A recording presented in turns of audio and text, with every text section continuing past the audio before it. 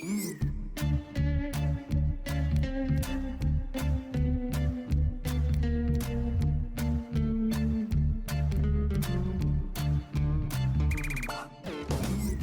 everyone, welcome to all our viewers across the world, our World Business Forum audience, and all our Chief Executive Magazine readers. I'm Martin Lindstrom, your co-host, along with my dear friend and the world's #1 leadership coach, Marshall Goldsmith. Marshall is a member of the Thinkers 50 Hall of Fame, which means he's older than I, just so you know, and he's written some of the most iconic books out there, including his latest bestseller. And I just got the news, it's fresh from the press. It's now finally a New York Times bestseller, so deserved. The Earned Life, Lose Regrets, Choose Fulfillment, is published across the world. In fact, just so you know, Marshall, I was in Germany in Frankfurt Airport yesterday, and I saw your book on the shelf there. So don't tell me it's not distributing your words. It's amazing. Welcome, Marshall. Welcome, welcome, welcome. I am so happy to be here with my good friend, Martin Lindstrom. Now, let me briefly say a word or two about Martin. Martin is the world's most interesting person. He is, I've learned so much from him, I can't imagine. He was one of the Time 100 most influential people, but only in 100 most influential in the world. He's the author of some amazing books. I was talking about one of them today, Small Data, with my daughter Kelly. Just some amazing stuff, biology among others. Martin also does a phenomenal amount of good deeds. He's always out there helping other people. He's an incredibly creative guy. And I'm just very, very honored to be working with him. Also, he has done an amazing job in putting this show together. So Martin, as always. Thank you. And you know what, everyone, just when you're watching it, this is the reason why I'm doing this show. It's actually just so I can get this boost of self-confidence for 5 minutes by Marshall. I so desperately need it these days, right? Listen, if you have any questions or comments, post them here, okay? Or just tell us who you are and where you are. And by the way, if you like the show, don't forget to press the like or the follow or the subscribe button. Now, Marshall, I have to tell you one thing. I'm so excited about today's guest because for him, I know that it's your hero and it's actually my hero. Tell me more about Daniel. Daniel Goleman is, again, an amazing, amazing human being. He is an author, and really he developed a term that has become almost like a Xerox or a Coke. It's become a popular term in our day-to-day terminology called emotional intelligence. Now, I think Daniel was not only ahead of his time, he's way ahead of his time. And I think what's happening now is the world is actually catching up. The need for what Daniel is doing has become so blatantly obvious now that stuff that he said maybe 10 years ago or 15 years ago now has become critically important in a way that is almost undeniable. I am a big fan of Daniel's. He has worked with me before. He is a good human being as well. And I'm a little jealous of him, to be perfectly honest. You were talking about social media.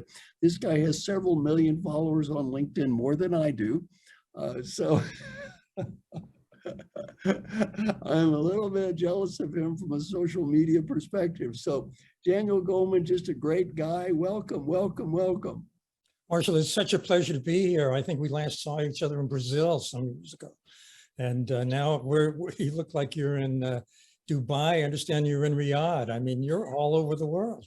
I just bought a new home in Dubai. I have a home in the Burj Khalifa. I like the Burj Khalifa because if you're in Dubai and people say, where do you live? You just point up. So, yeah, I live up there. So it's the tallest building in the world. Now, Daniel, let me give you my first question, which is, I don't know, it's sort of a question, I guess. Okay. My question is this. I think what you're doing is more important than ever for two reasons. One of them I'd call as a positive reason, because I think it's really important that leaders demonstrate emotional intelligence. They do the kind of stuff that you say because of the new workforce, the new world. And the other, I don't want to make the question too complex. I don't know if the right word is negative, but it's a have to reason. Because if you do things now that create a toxic workforce, you can just get crucified. So I think I'd like you to answer this question. I think what you're doing is more important than ever, number one. And I think for two reasons. One reason is what I call the positive, and two is kind of the negative, or I don't know, maybe a better word for it, is the preventative medicine part. One of it is doing the right thing to do the right thing. The other is doing the right thing to avoid getting killed. Am I making any sense? You make total sense, Marshall. One way to think about it, I know that you do a lot of coaching at the top of the house. And of course, you're famous for that. I have a friend who evaluates C-suite executives, CEOs, and so on. And she says, you know, every one of them has a high level of achievement. They're driven to, ambitious to get their goals. That's what gets them there. But if they don't have empathy, it becomes toxic. If they don't care, because one of the roles of a leader, and more people are understanding this, is to be a coach, to be someone like yourself, to help people who are your direct reports, for example, get better at what they do, not to dismiss them, not to be angry at them. You showed some clips at the beginning of the show. The first one definitely has to do with how you manage yourself. And that, of course, is part of emotional intelligence. And it's true at the top of an organization. It's true for a taxi cab driver. Everyone needs it. And I think you're right. We need it now more than ever. Daniel, I would claim that empathy is witnessing an existential crisis right now for multiple reasons. I mean, one of them is that we're all looking at and watching screen content all the time, and we can't look each other in the eyes. You can't even see your body language anymore, which I would claim is a major part of our communication skills. But it's also the fact we don't dare to express emotions because what if? There's just so many factors around it. Do you agree with this assessment, and where is this going?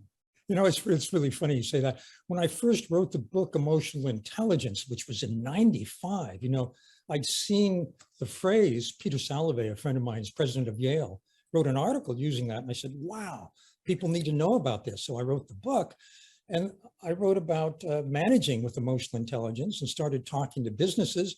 People said, you can't use the word emotion in business, because that was the norm.